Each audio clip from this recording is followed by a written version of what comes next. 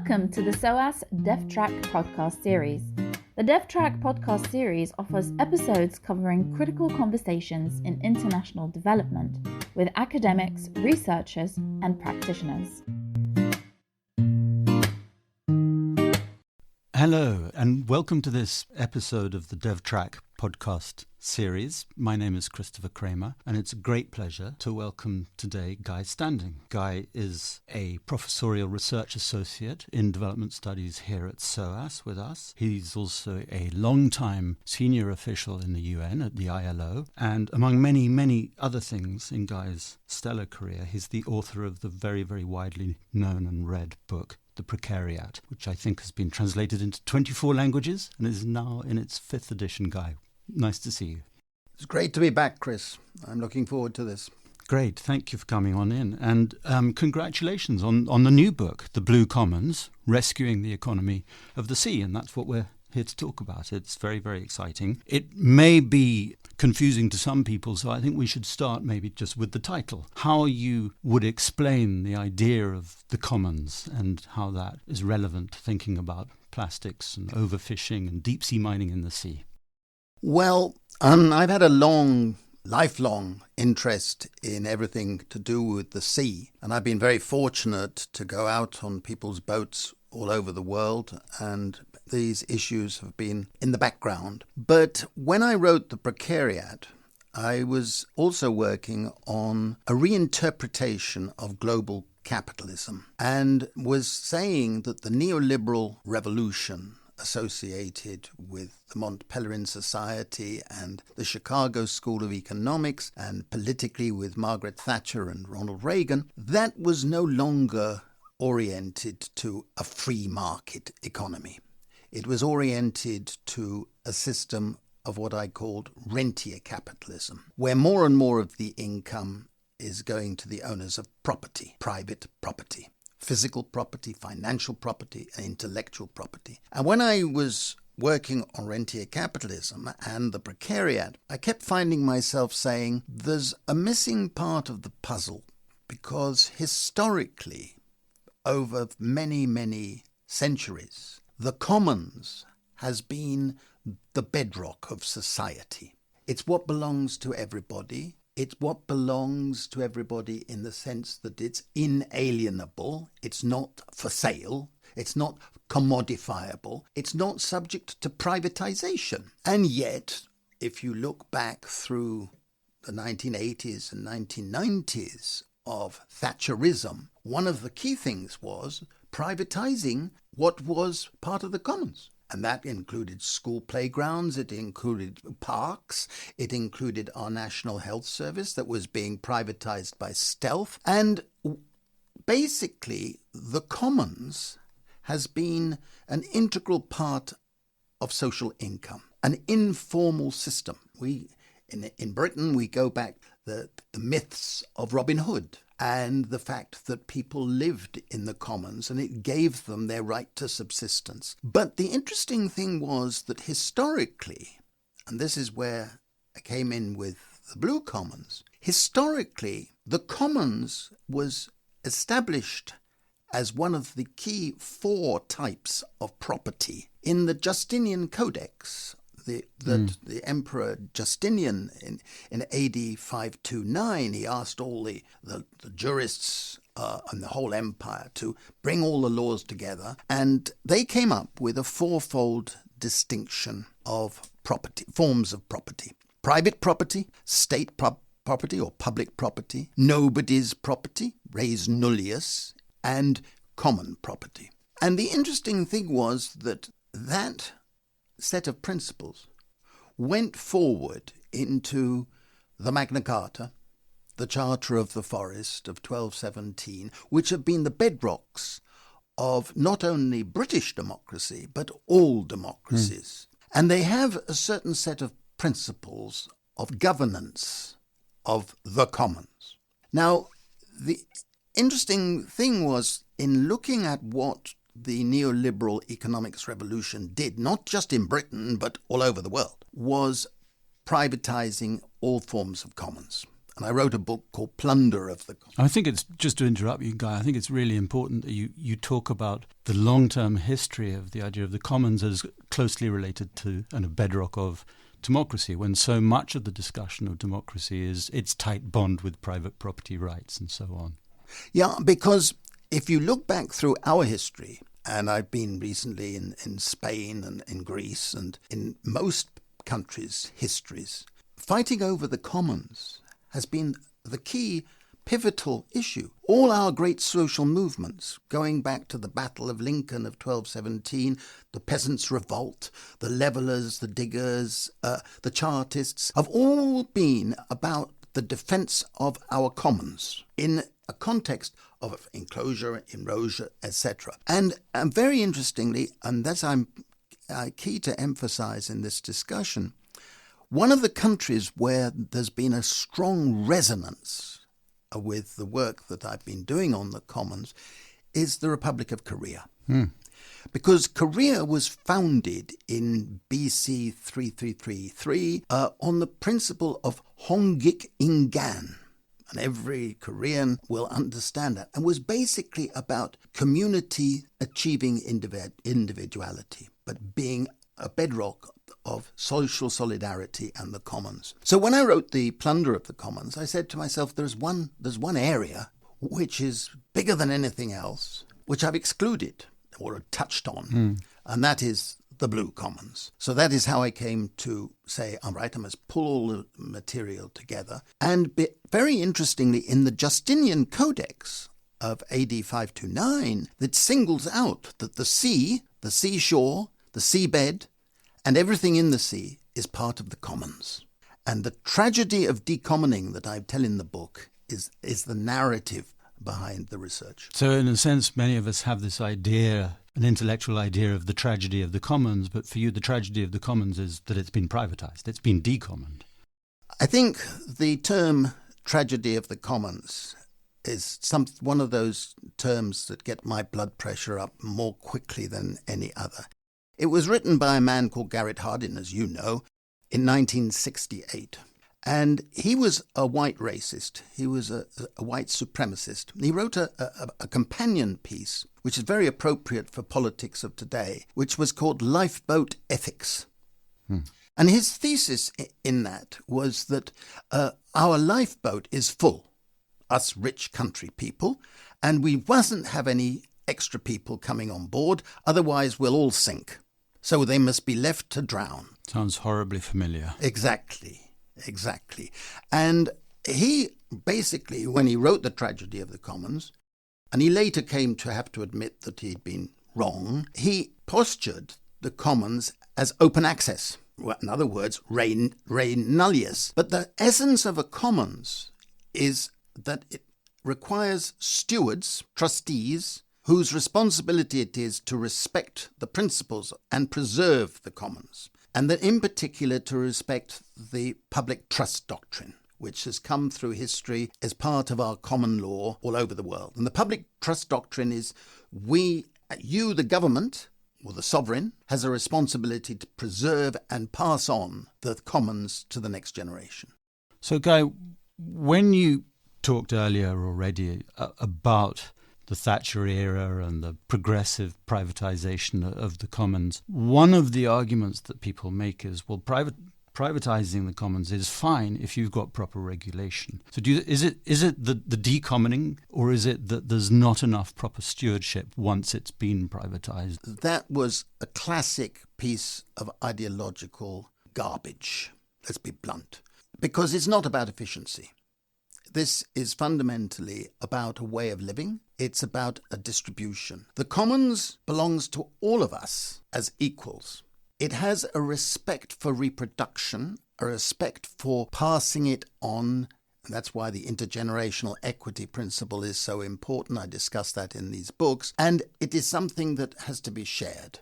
Fundamentally, it gives priority to preservation and social solidarity over efficiency, productivity, and growth. And this is a fundamental feature. So it's not a question of turning it over and then somehow it will be used more efficiently. But of course that argument is fundamental to the whole neoliberal agenda back in the 1980s. It hasn't gone away, yeah.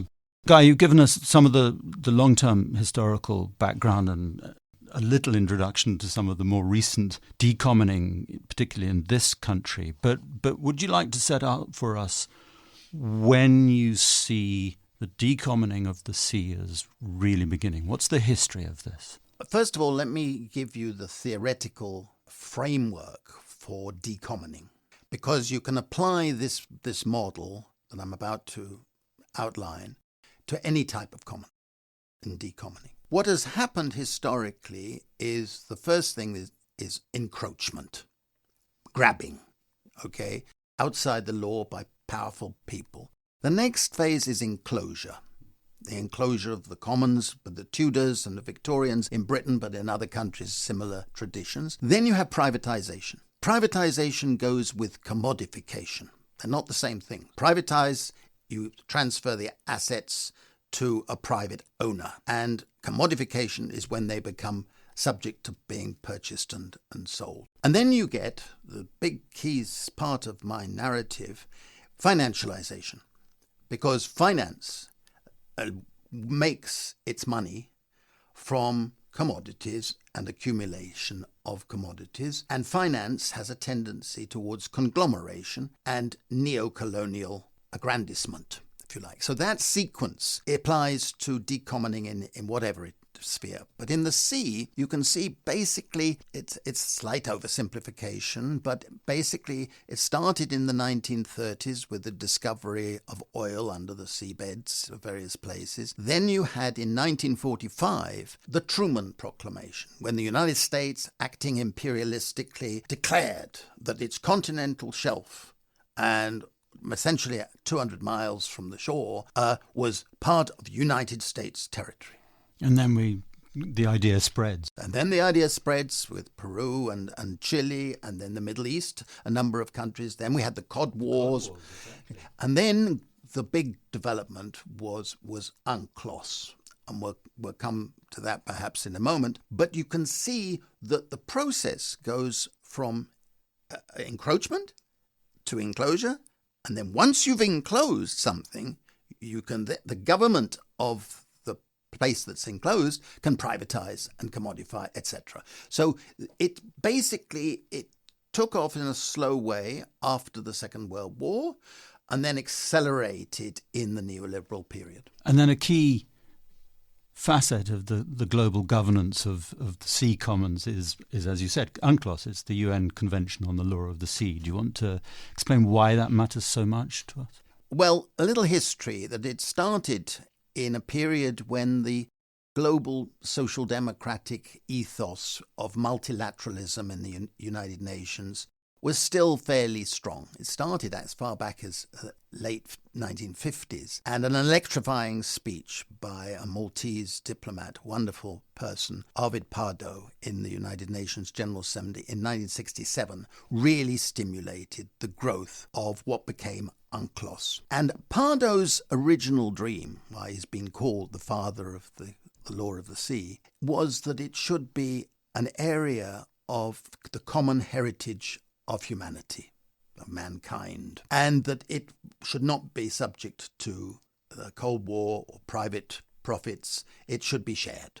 This vision he held, and he died a rather bitter man, because what turned out was very different from his dream. And what turned out in 1982 was when UNCLOS was eventually agreed.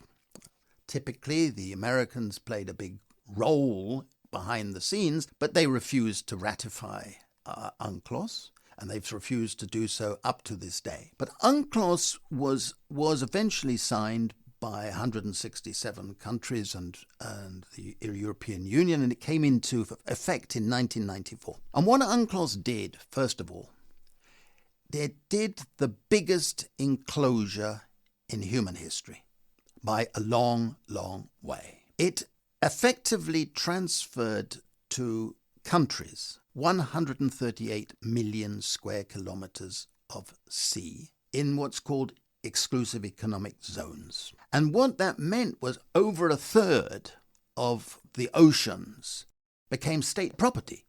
Okay?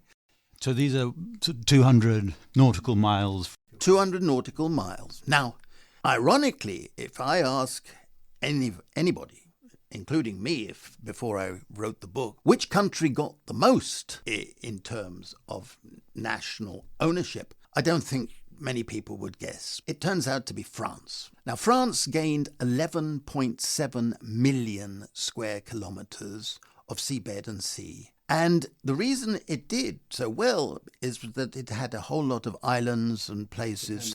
And the second country was the United States with 11.4 million. Then you had Russia, then Australia, and fifth was Great Britain. So Great Britain at that point got 6.8 million square kilometers. And that meant that from that time onwards, the space of Britain, the United Kingdom, the sea area is 27 times the land area.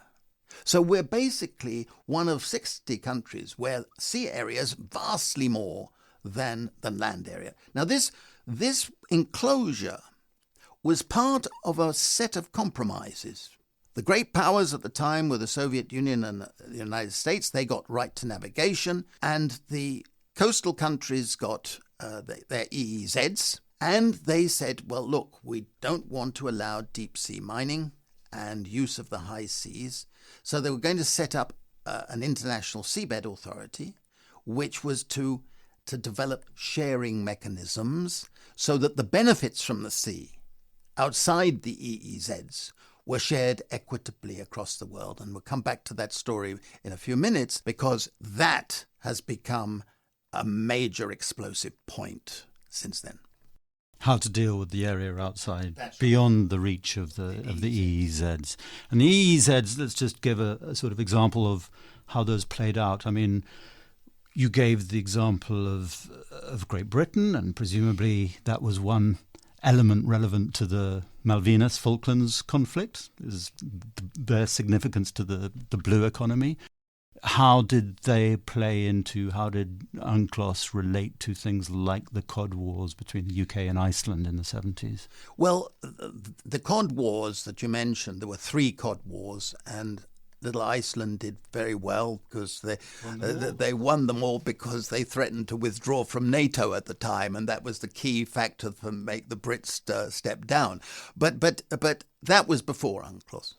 A very, very key part of the compromise, which has had devastating effects in many developing countries, was that the little clause was inserted saying that countries that could not fish up to the maximum sustainable yield had to make agreements with foreign fishing powers to allow them to catch the surplus. Now, you have to realize that the so-called maximum sustainable yield, MSY, which has continued to this day to be a determinant of total allowable catches in areas, was the brainchild, if that's the right word, of an eccentric American civil servant in 1949. I describe it in the book. And he came up with an inverted U curve. And he said the process should be that you catch up to the maximum, not below and not above. You should catch up to the maximum. And the reason is that if you don't catch enough, the old fish will be there, and that will impede the young fish from being able to be fertile. Now, it's a sort of crude Malthusian reasoning, and it's complete nutty. It's complete nuts. It doesn't make any sense at all. But it was used to say that developing countries should make these what became known as fishing access agreements. And there were over 300 these fishing access agreements. And what has happened is that countries like Spain, the United States, Japan, Russia, and increasingly China have made long-term fishing access agreements with all African countries. Mozambique. And basically what has happened is they have They've sent in the high technology, huge fishing vessels, 200 meters long, whatever it is, and they've plundered the fish. They've plundered the fish, leading to a collapse of their fish populations. And the countries have got, as I show in the book, only about 8% on a good day, as it were, of the revenue from these agreements. So has there never been any renegotiation of those agreements more recently? Well, there have been a lot of scandals. There have been a lot of evidence of corruption with senior officials and government ministers and some ambassadors. I tell a few of these stories in the course of the book to liven it up a bit, but they've continued. And unfortunately, what has become the dominant force in fishing access agreements is China. And China has gone from where in the 1980s it only had 12 fishing vessels capable of going outside Chinese waters across the world. Today, the estimate is 17,000. And many of these vessels, as I said earlier, are well over 100 meters long and with huge capacity of factory of doing on board. And the scandals of flags of convenience and so on have been such that the legal overfishing is much greater cause of the collapse of fish populations than so-called illegal fishing. I wanted to ask you that. I think that's what people think. There's overfishing because people get away with it. They're not regulated properly. But in a sense, what you're saying is the laws drive it in that direction. Exactly. And we know that, okay? And there've been various attempts, but I had a discussion with a senior official from the FAO yesterday. It was World Ocean Day, by the way, yesterday, and they produced the statistics on fishing around the world. And I had to see the graph, and my blood pressure was rising a little, because the reality is that much of the fishing is not reported, but it's legal. It's legal, but it's not reported. It's not in those statistics. And the crisis of fishing is one of the stories, because basically you've seen a privatization through quota systems. Governments have given out quotas, or they've done these fishing access agreements. And there's been a technological expansion of privatization through fishing aggregation devices and things like that I discuss in the book. So basically, I would say nearly half of the fish populations in the world today are endangered. So there's the threatening of the reproduction and the viability of fish stocks for fishing, and people think, well, that's fishing for consumption. But as you point out in the book, a huge amount of the fish that are caught they're not consumed. They're byproduct fishing, and they're just thrown back dead. Imagine the scene. The purse seine, that's the name, purse seine nets. These purse seine nets are 2 kilometers long, and they catch everything in their wake. Long lines can be over 20 miles long, and they just hook a vast amount. And so bycatch, a lot of things are caught that are not meant to be caught, and they're thrown back dead and so on, is one thing. And of course, a lot of fish are caught for purposes other than human consumption. We'll come to that with aquaculture possibly in a few minutes. But the crisis of marine fishing, and why it's a story of decommoning, is that gradually there's led to an industrialization of fishing in the sea, and industrialization has led to global finance. Goldman Sachs, JP Morgan, Blackstone, etc., all sniffing vast profits. And they have basically put private equity into fishing industry. And private equity is the classic financial way of short-term profit maximization. Precisely. And that has increased the tendency to move in, move out when the fish have gone, and then move somewhere else. And it's a globally destructive process. I want to come back to that issue of short-termism in finance and political cycles a little bit later. But I think it'd be nice to just summarize the overall scale of the problem, because the problem is partly to do with overfishing, and as you've outlined already, it has the effect of threatening the viability of certain species. But there are other problems. There's the pollution of waters, there's the effect on coral reefs, there's the plastics problem. Is there a neat way to summarize the overall problematic outcome of this progressive movement through the phases of enclosure, commodification? I think a way of doing what you're asking me to do is to go to the next part of the narrative, which is aquaculture. Back in the 1970s, 3 or 4% of total marine consumption was farmed. The rest was wild capture fish in the sea. And today, it's over 50% farmed. And by the end of this decade, it's expected that it's going to be 2/3 are from aquaculture. Now, aquaculture has gone through the same process as with fishing. First thing that happened was encroachment.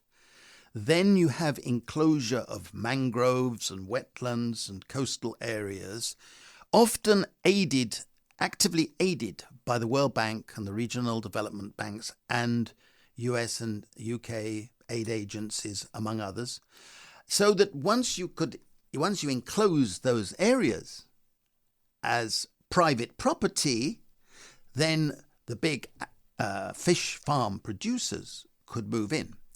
And so what's happened there is that you've got to the point where in Chile, for example, or in most parts of West Africa, fish farming has increased. The orientation has been struck through structural adjustment programs and so on, export-led industrialization. So they've got aquaculture for high-value export fish, mainly salmon, prawns, tilapia, a few high-value fish, and of course tuna with ranching of tuna, as it's called. And this process has led to another development, which is that to breed those fish, you need other fish. So you've seen a huge industry of fish meal production. Now, I never thought when I started this that I would end up saying that fish meal production is a neo-colonial form of economic activity, but that's what it is. And you have to realize that that 1 kilo of salmon requires 4 kilo, or whatever the exact amount. It varies according to place, but essentially more in terms of use of small fish. Now, of course, what happens with the ecosystem is if you turn anchovies and sardines and pelagics into fish meal, you hit the food chain in the sea. And it has led to stunting of fish, lack of growth, breeding collapses of other species in the sea. But the same process has led to financialization, and now the big aquaculture conglomerates dominated by Maui and other Norwegian producers, as it happens, is such that globally the industry is dominated by just a small handful of firms. Like a fairly normal capitalist trend in many ways. Exactly. Absolutely right. It's a market concentration, except that it's at extreme level, you see. I mean, we're sitting in London having this conversation, but we always think that Scottish salmon was one of our products. Well, all the Scottish salmon production is dominated by 4 foreign companies. The last independent Scottish salmon farm went out of business last year. So it's a misnomer to say that it's Scottish salmon produced by Scottish people. It's actually owned mainly by foreign I was going to ask you about antibiotics as well and poisoning, but that's another story. But I wanted to pick up the thread that you've introduced now because, all right, you say that, and I'm trying to think devil's advocate, is there might be an argument nonetheless that there are still Scottish jobs involved. And you mentioned earlier Chilean aquaculture. Chile, it's been a very, very important, the salmon industry, in a process of structural change and development for the Chilean economy over the past few decades. You have people at the United Nations Economic Commission for Africa and elsewhere claiming that they need to do more of this for the exploiting the blue economy in Africa for the purposes of their foreign exchange, their job creation, their technical change. Is there a dilemma of development? Is there a kind of tension between different goals and needs, or can they be reconciled? I think I'm glad you've put it that way, and being devil's advocate rather than Chris Cramer's own views, because the reality is fundamentally different. What's happened in, say, Chile, it's really a tragedy of decommoning. Whereas in historical terms, Chile was a wonderful country with wonderful fish populations. People thrived on eating staple fish. Today, there's a shortage of staple fish of the type that Chileans have been eating for generations because the concessions, these enclosures and privatization, have shifted to types of fish that the ordinary Chilean can't afford, okay? And it's for export. And as a consequence, there's been a loss of livelihoods, a destruction of commons communities, a loss of mangroves and so on. And this is a global thing. This is a global thing. 1/3 of all the mangroves of the world have disappeared since the 1980s. Now, the mangroves are responsible for helping the ecosystems of the world reproduce and thrive. If you remove the key part of the global ecosystem, you have devastating consequences all along. It's like deforesting the Absolutely. Amazon. But even worse, I would say, because the sheer scale of it, and there are other aspects we might mention in a moment, but that has gone along with the destruction of the capacity of commons communities to continue. Okay, their sustainability has been taken away. So if you go around West Africa or you go in East Africa, and I've included those areas in my research for the book, you see those communities dying. And the irony of ironies, of course, is that this has contributed to economic distress outmigration, economic refugees. So we now have in West Africa and North Africa the European Union subsidizing efforts to stop people flying, where in actual fact the European Union had been responsible for many of the long-distance fishing fleets and the fishing access agreements that have destroyed the capacity of those communities to survive. So for me, this is a development story that's been, the orthodox interpretation is actually the opposite of the truth. So do you think there is a kind of progressive alternative to this, which is not just about a sort of populist version of small local communities? Is there any way of... Yeah, I think the start, we need to go back to the Earth Summit of Rio 92, where I tell the story in the book where Maurice Strong, who'd made his millions from oil industry in Canada, he became the linchpin of the United Nations Environment Programme and the Rio process. And what they did then, and has continued all the way through the COP process right up to today, and it will continue in COP28 in the Middle East this year, I am sure, is they came up with a model of development, so-called sustainable development, based on a notion of partnership. The partnership was between governments, corporations, civil society, and finance.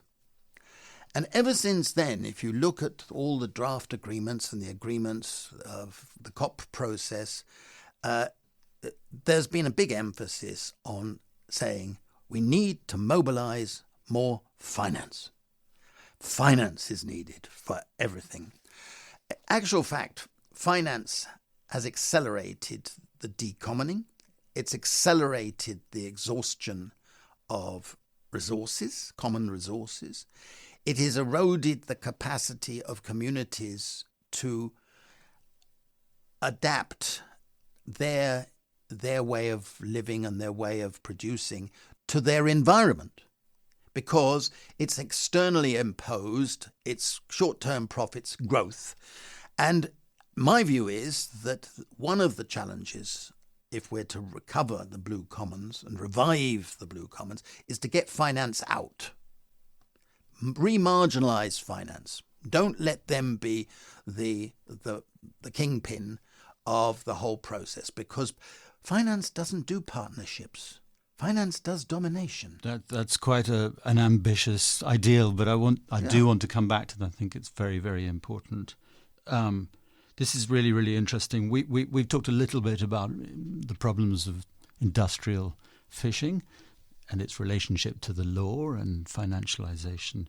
We've talked about aquaculture. But if we thought those were problems, I fear there's another one, and I know that you devote at least one chapter to this that's really, really important for people to be more aware of, and that is developments in deep-sea mining. Yes, I think this is an extraordinarily important part of the narrative. And if there are any PhD students listening to our discussion, I would urge them to consider this area as a topic, because it's chronically under-researched and it's chronically important for the future of civilization. I call it the mining juggernaut, and I try to cover the different ways of mining. I know you want me to talk about the UNCLOS time bomb, which I describe in the book, and I'll come to that in a moment. But I think it's important to see the excavation process in the sea as enormously significant outside the prospect of deep-sea mining. Deep-sea mining is only starting, right? If I ask anybody, any economist, and I've tried it on good economist friends, what is the most mined mineral in the world? None of them have got anywhere near the correct answer. And I'm not being too clever by half, because I would have failed this test before. The most mined mineral in the world is sea sand. Over 50 billion tons of sea sand are excavated from the sea each year. It's growing at over 5%. By the end of this decade, it'll be over 60 billion. Why? It turns out that desert sand is inappropriate for concrete and for buildings. It's too fine. Sand from the deep sea is too salty and you can't use it. So basically all this sand is being taken for building roads, building houses, building nuclear plants. You need hundreds of tons for these things. And it's a global industry. It's taken from estuaries, seashores, and what's happening is that it's contributing in a major way to the erosion of land, disappearing islands, erosion in like Bangladesh and countries that have low-lying coastal regions, and it is destroying ecosystems. That part of mining is unrecognized, it's unregulated. There's a thing I discussed in the book briefly, a sand mafia. It's hugely profitable. Working conditions are atrocious. People disappear. It's really a really Wild West thing. So you took that mining. Then you've got the belief that we can have a decoupling of economic growth from ecological reproduction. And the hope is that we're going to have renewable energy.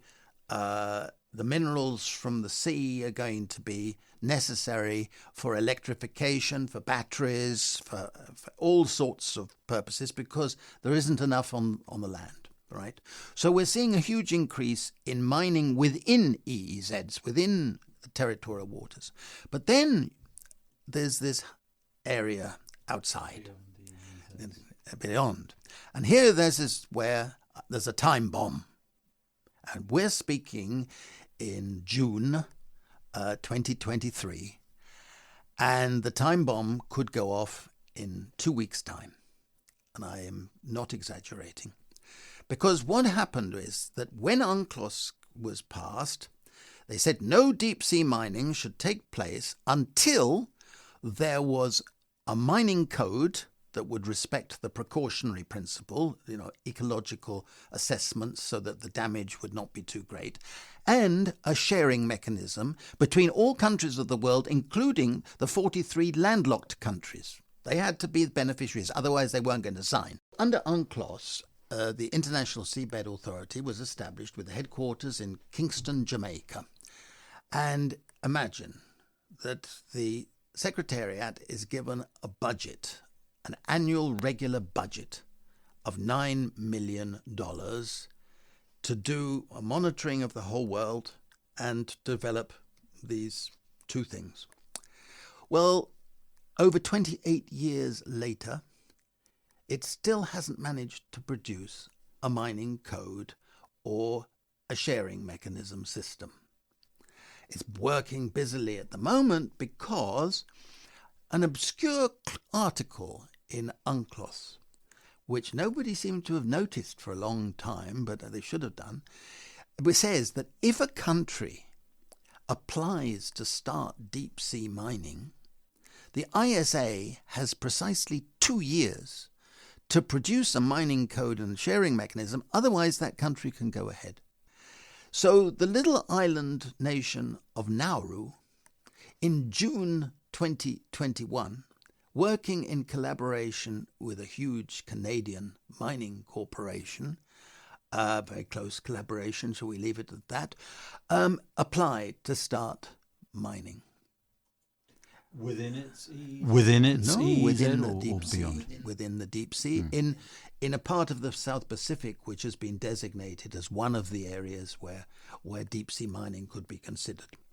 Now, you have to see this in context of the fact that in the last few years, a wheeze has taken place, a bad practice, if you like, whereby multinational companies and countries could apply to the International Seabed Authority to start exploration of the deep sea.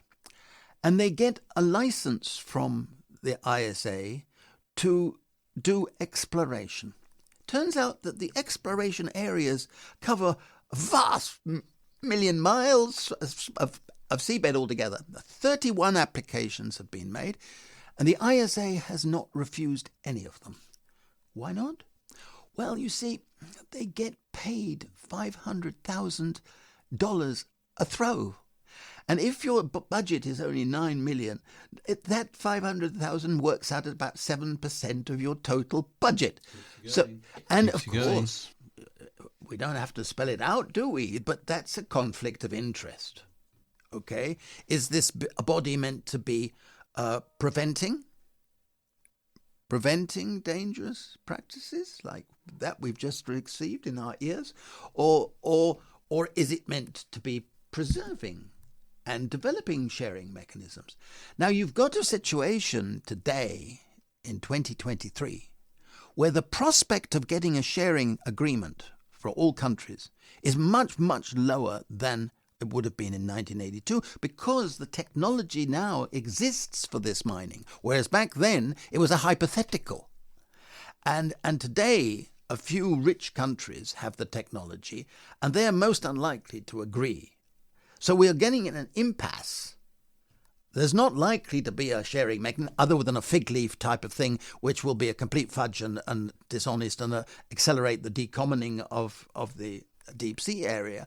But we are faced with a situation where there's no respect for the environmental protection because there's no mining code, there's no protection for the distributional principle, and there's an orientation to go for economic growth, and so there's a bias that could lead to an environmental disaster. A calamity. So, Guy, this is really important. You've talked about a time bomb, and we began by talking about getting your blood boiling by talking about the tragedy of the Commons. But there's also what the former governor of the Bank of England, Mark Carney, called the tragedy of the horizon, whereby the cycles of investment cycles, of political cycles, are so short that people are incapable of thinking in the longer run. And that longer run, you're suggesting, is coming very, very close up now. But so in the light of that, I want to ask you to get you to talk a little bit more about what you think realistically might be done, is being done and might be done to try and avert the calamity, to try and improve some of the governance of the Sea Commons. I mean, you've raised one idea already, which is that somehow we should marginalise finance. In today's world, that's a pretty big ask. But tell us where you think change is likely, is happening already, is possible. The last 3 chapters of the book respond to that broad question, or try to.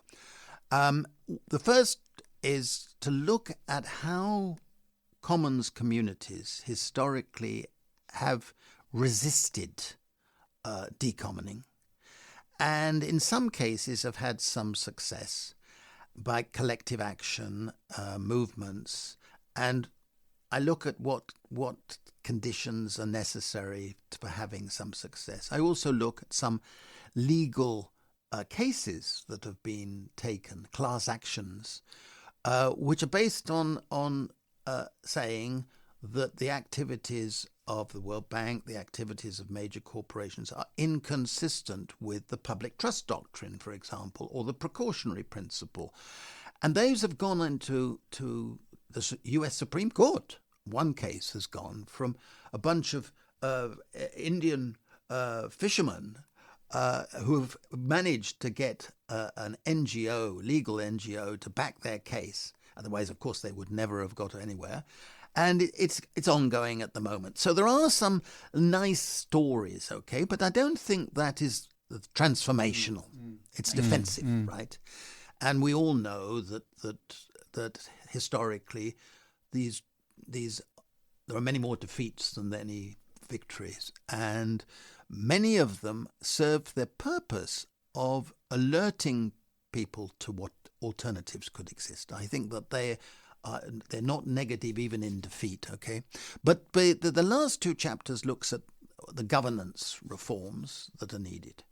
And there are many small-scale measures that could be implemented without really demanding too much.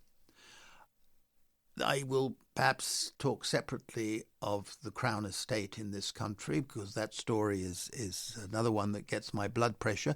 But the governance, for example, means that you've got to make sure that the people most directly concerned with the need for reproduction and the preservation of the commons have to be incorporated into the governance structure.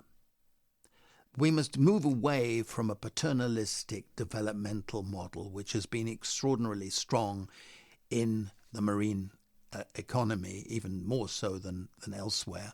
And we've got to get the commoners back there. There are many ways of doing that. You take what's called the Regional Fishing Management Organizations, RFMOs. These are meant to look after the fish populations of particular parts of the world.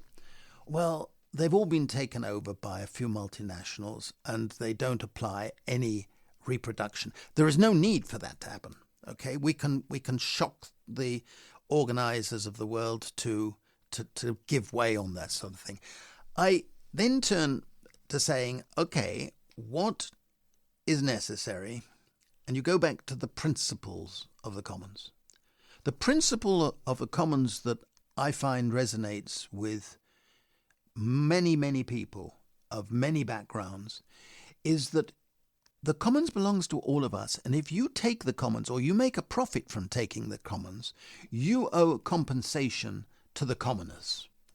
And we're all commoners, and therefore they should be equal compensation.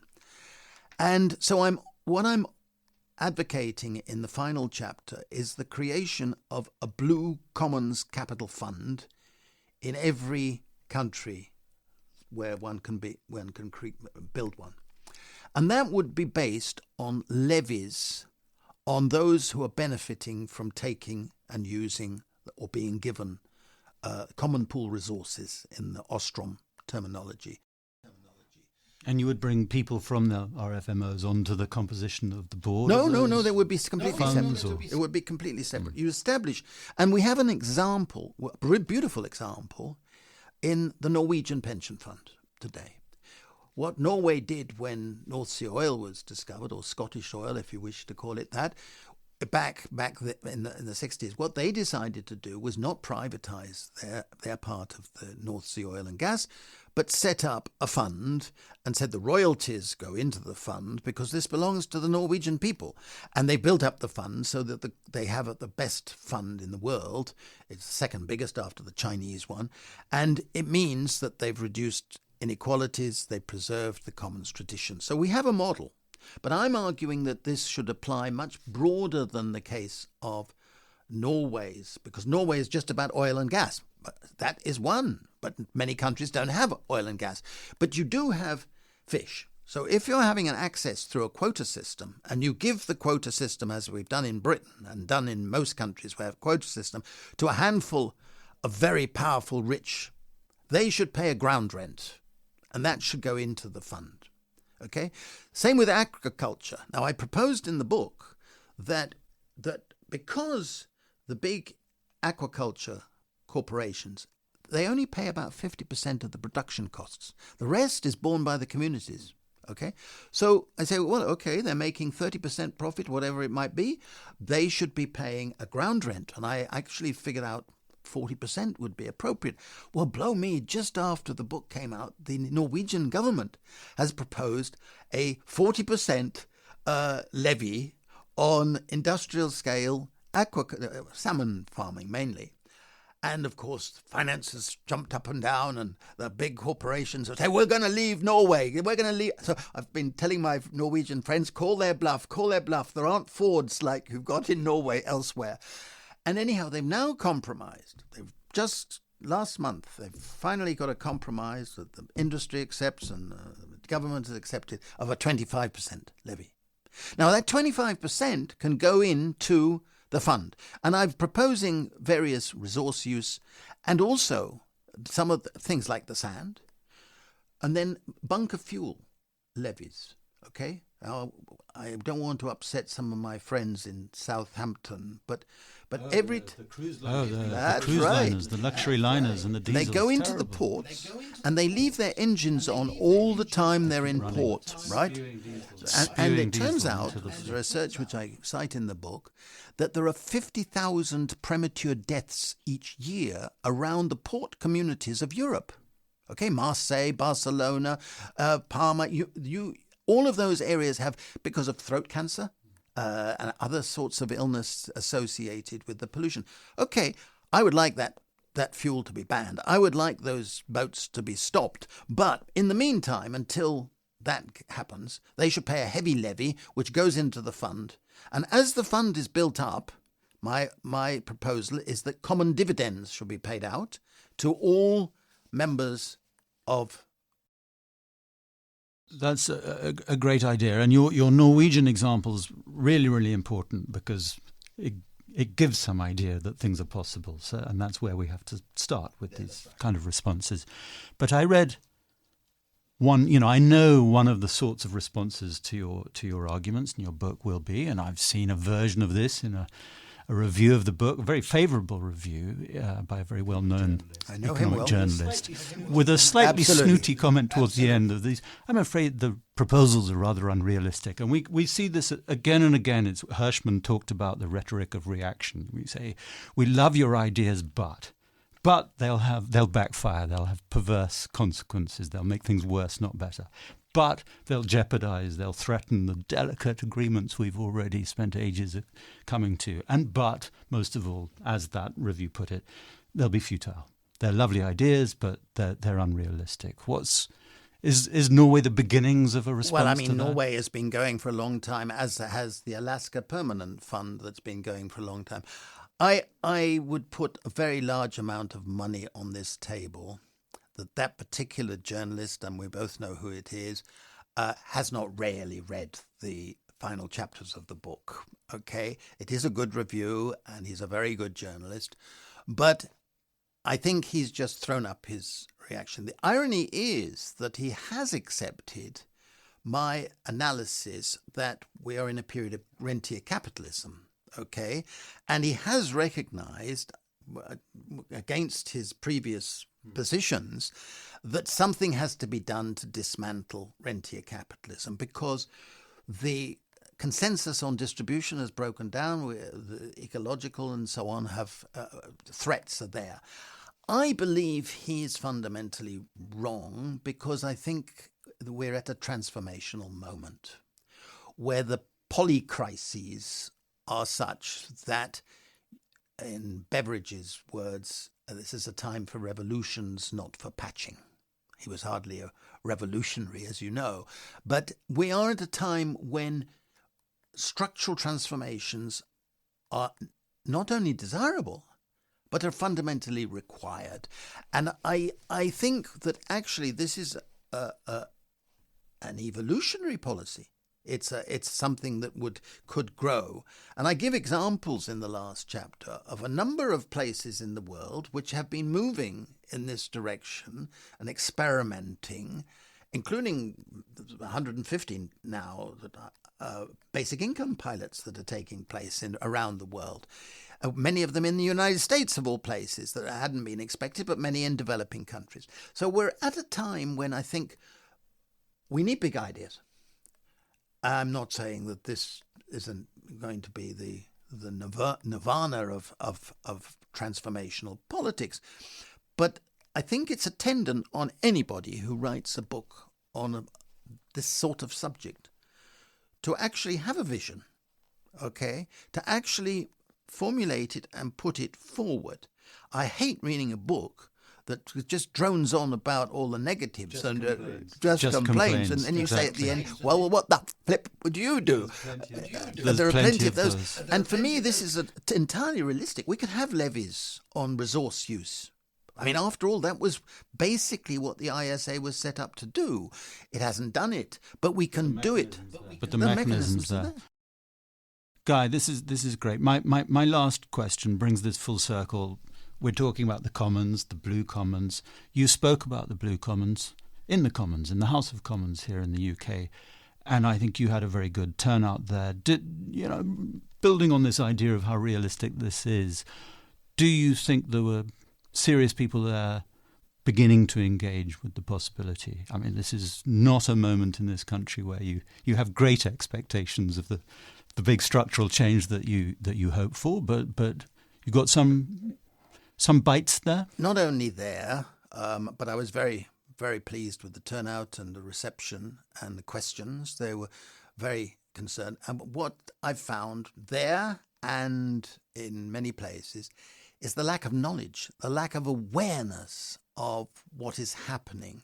And that's particularly, and we're not going to talk about it now, but it's in the book, the Crown Estates plundering and making billions from our seabed, auctioning off our sea. Oh, it's a scandal. We need another episode for that. But for me, the receptions I've received, I've spoken in the United Nations now, I've spoken FAO, I've spoken the ILO, I've spoken in Hay Festival. And what I've been impressed with, I was in New York and Washington recently speaking about it. What I've been impressed with is that across class backgrounds and across fairly broad political spectrum, there's interest and respect for the ideas of the Commons. Because it makes sense. It's common sense, if you said. And these things do belong to all of us. Our history does matter. And it's a global thing. That's why I'm so delighted I'm going off to Seoul soon. It's to speak on it in career. And for me, this is a way of looking at development that for too long has been neglected. It's been state versus market, a sort of crude dualism, when the commons is actually what's in the middle, and it's what makes society. And so for me, I'm touched by how broadly people are listening. Whether my book is correct or not is another matter, but the interest is. But it's a fantastic contribution to a debate, and as you say, there's not enough knowledge on this, and we can't have common sense without proper knowledge. So, Guy, thanks for doing this. There's a lot of work that's got into this. It's a big book. It's a very readable book. And it's great, and I hope it gets a very, very wide readership. And thank you again for coming in. Well, thank you for doing the interview. Thank you very much. Pleasure to see you. See you.